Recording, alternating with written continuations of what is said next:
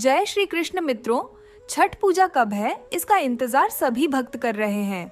इस साल छठ पूजा की शुरुआत 7 नवंबर से हो रही है और 10 नवंबर तक चलेगी। यह पर्व 4 दिनों का होता है, जिसमें विभिन्न प्रकार के पूजा विधि और परंपराएं निभाई जाती हैं। इस दौरान भक्त कठिन व्रत रखते हैं और अपनी श्रद्धा से सूर्य देवता और छठी माई का आशीर्वाद प्राप्त करते हैं। आस्था महापर्व छठ हर साल कार्तिक मास के शुक्ल पक्ष की चतुर्थी तिथि से लेकर सप्तमी तिथि तक मनाया जाता है। छठ पूजा की विशेष धार्मिक मान्यता होती है। इस कठिन व्रत को महिलाएं घर की खुशहाली और संतान की सलामती के लिए रखती हैं। इसे सूर्य षष्ठी, छठ, छठी और डाला छठ जैसे नामों से भी जाना जाता है। छठ पूजा में सूर्य देव और छठी मैया की पूजा की जाती है। हालांकि इस साल छठ पूजा की तिथि को लेकर एक बार फिर उलझन की स्थिति बन रही है। ऐसे में यहाँ जानिए किस दिन होगा नहाए खाए और खरना और कब की जा सकेगी छठ पूजा। छठ पूजा 2024 की तारीख इस साल 6 नवंबर से 9 नवंबर के बीच है। इस महापर्व का विशेष महत्व है, विशेष रूप से बिहार, झारखंड, उत्तर प्रदेश और नेपाल के कुछ हिस्सों में। छठ पूजा की शुरुआत होती है नहाए खाए से, जो कि पहले दिन का सबसे महत्वपूर्ण अनुष्ठान है। इसमें व्रती लोग गंगा, यमुना या किसी भी पवित्र नदी में स्नान कर अपने पवित्र व्रत की शुरुआत करते हैं। नहाए खाए के दिन सात्विक भोजन का ही सेवन किया जाता है, जिसमें कद्दू चावल का विशेष महत्व होता है। इस दिन खास तौर पर शुद्धता का ख्याल रखा जाता है। व्रत करने वाले व्यक्ति नहाए खाए के दिन केवल वही भोजन करते हैं जो उन्हें पवित्रता से तैयार किया गया हो। दूसरे दिन का अनुष्ठान होता है खरना। इस दिन व्रती पूरे दिन निर्जला उपवास रखते हैं और शाम को सूर्यास्त के समय व्रत तोड़ते हैं। खरना में खास तौर पर गुड़ की खीर, चावल और रोटी का प्रसाद बनता है, जिसे बड़ी श्रद्धा के साथ ग्रहण किया जाता है। इसके बाद का समय पूरी तरह से कठोर उपवास में बीतता है, जिसमें अगले 36 घंटे तक व्रती जल तक नहीं पीते। तीसरे दिन का अनुष्ठान है संध्या अर्घ्य, जिसमें व्रती डूबते सूर्य को अर्घ्य अर्पित करते हैं। यह अर्घ्य देना बहुत महत्वपूर्ण माना जाता है, क्योंकि यह सूर्य भगवान को समर्पित होता है। व्रती अपने परिवार के सदस्यों के साथ नदी या तालाब के किनारे इकट्ठा होकर सूर्य भगवान की पूजा करते हैं। अर्घ्य के लिए विशेष प्रसाद तैयार किया जाता है, जिसमें ठेकुआ, कसार, नारियल और फल होते हैं। चौथे दिन का अनुष्ठान सुबह के समय होता है, जिसे उषा अर्घ्य कहा जाता है। इस दिन उगते सूर्य को अर्घ्य दिया जाता है और इसके साथ ही व्रत का समापन होता है। इस समय व्रती अपने व्रत का पारण करते हैं और भगवान सूर्य से सुख, समृद्धि और आरोग्य की कामना करते हैं। उषा अर्घ्य के बाद व्रती अपने परिवार के साथ प्रसाद बांटते हैं और इस तरह से 4 दिनों का यह महापर्व समाप्त होता है। छठ पूजा में बहुत सारी बातें ध्यान में रखनी होती हैं, जैसे कि व्रत के समय में पूरी शुद्धता का ख्याल रखना, नहाए खाए से लेकर उषा अर्घ्य तक के हर कदम को विधि विधान से करना। व्रत के दौरान कोई भी अपवित्र वस्तु या गलत कार्य न करें। खास तौर पर नहाए खाए के दिन अपने हाथों से प्रसाद बनाना चाहिए और पूजा के समय अपनी मनोकामनाओं को अपने दिल से भगवान सूर्य के समक्ष रखना चाहिए। शुभ मुहूर्त के अनुसार इस साल संध्या अर्घ्य 8 नवंबर को और उषा अर्घ्य 9 नवंबर को दिया जाएगा। इन दोनों ही दिनों का विशेष महत्व है और पूजा का सारा आयोजन इन्हीं तिथियों पर केंद्रित होता है। संध्या अर्घ्य के समय सूर्यास्त का समय और उषा अर्घ्य के समय सूर्योदय का समय विशेष रूप से देखा जाता है। छठ पूजा के लिए मुख्य तिथियां और समय। पहला दिन 5 नवंबर नहाए खाए अनुष्ठान से शुरू होता है। यह अनुष्ठान सूर्योदय के समय लगभग 6:36 पर शुरू होता है और सूर्यास्त के समय लगभग 5:33 पर समाप्त होता है। दूसरे दिन 6 नवंबर को खरना मनाया जाता है।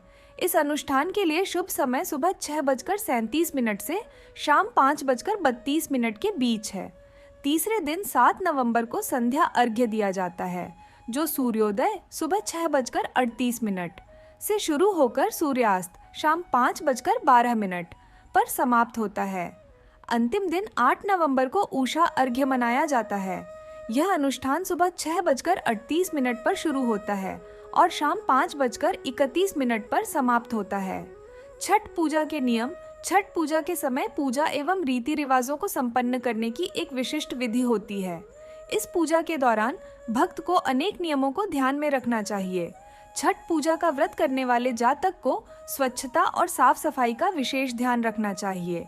छठ पूजा के दौरान होने वाले अनुष्ठान केवल विवाहित महिला द्वारा किए जा सकते हैं। इस दौरान परिवार के पुरुषों और स्त्रियों के लिए रात्रि के समय फर्श पर सोने का भी नियम है। छठ पूजा के प्रसाद का प्रयोग करने से पहले बर्तनों को भली प्रकार से साफ करना चाहिए। स्वच्छता का ध्यान रखते हुए छठ पूजा के दौरान घर के भीतर एक अस्थायी रसोई का निर्माण किया जाता है।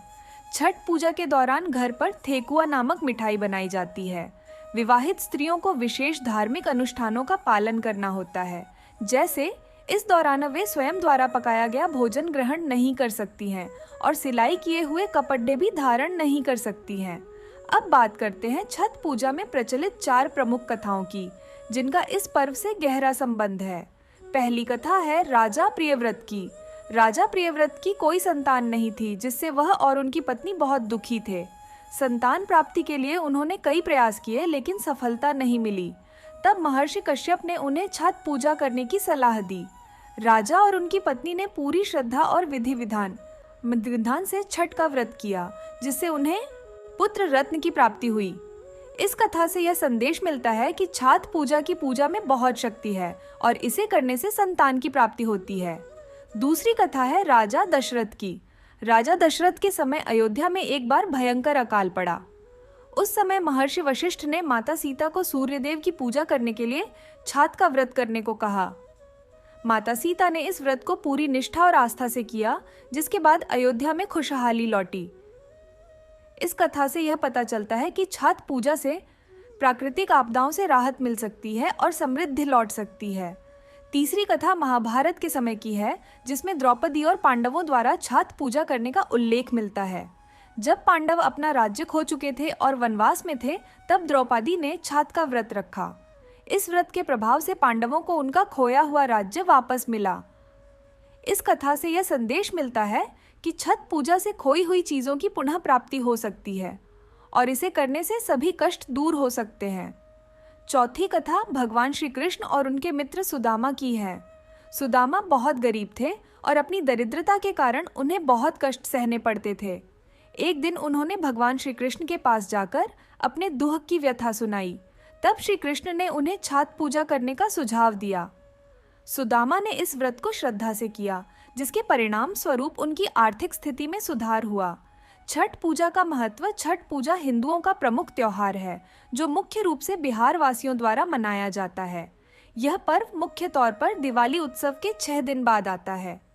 छठ पूजा का लोक पर्व अब महापर्व का रूप ले चुका है, क्योंकि पिछले कुछ वर्षों में छठ पूजा को एक विशेष पहचान प्राप्त हुई है। इस त्योहार को बिहार के अतिरिक्त उत्तर प्रदेश, पूर्वांचल, झारखंड और नेपाल के कई हिस्सों में मनाया जाने लगा है। यही कारण है कि अब छठ पूजा की रौनक बिहार, झारखंड के अलावा देश के अन्य भागों में भी दिखाई देती है।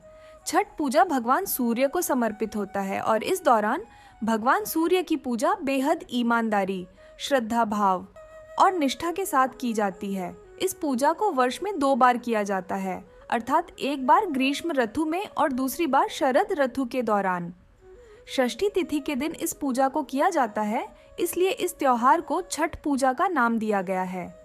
छठ का अर्थ है छठा दिन और पंचांग के अनुसार पहली बार छठ पूजा को चैत्र महीने के दौरान होली के बाद छठे दिन मनाया जाता है। इस छठ पूजा को चैती छठ और सूर्य पूजा कहा जाता है। इस प्रकार छठ पूजा का यह पर्व हमें सिखाता है कि जब हम श्रद्धा और समर्पण से किसी देवता की आराधना करते हैं, तो उनकी कृपा से हमारे जीवन में सुख, समृद्धि और शांति का संचार होता है। इस पर्व को मनाते हुए हमें यह ध्यान रखना चाहिए कि हमारी आस्था और भक्ति हमें सही राह पर ले जाए और हमारे जीवन में सकारात्मकता का संचार हो। ये थी छठ पूजा की संपूर्ण जानकारी। अगर आपके मन में किसी भी प्रकार का संदेह या प्रश्न हो तो आप मुझसे नीचे कमेंट करके पूछ सकते हैं। आप सभी को छठ पूजा की ढेर सारी शुभकामनाएं। छठी मई की कृपा आप पर और आपके परिवार पर बनी रहे। मित्रों, यदि आपको ये आज जानकारी पसंद आई हो तो इस वीडियो को लाइक, शेयर और हमारे चैनल वैदिक ज्ञान ज्योति को सब्सक्राइब करें। जय छठी माई।